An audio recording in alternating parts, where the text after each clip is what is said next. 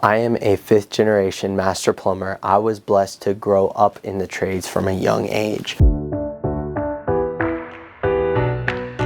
As a service plumber, I go to people's homes that have called us and have a problem with their plumbing. And I go in there and assess the problem, get my tools and materials off the truck, and we fix that problem so that their water can stay on. When fixing someone's plumbing, Kelton has to use something you've learned about in math class, volume, to make sure he's installing the right pipe so you can flush your toilets with no problems.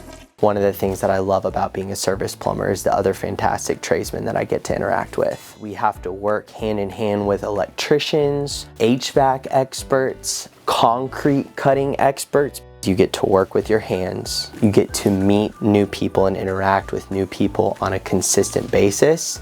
It makes it a fantastic long-term career decision. Find more job pops at PBS Learning Media.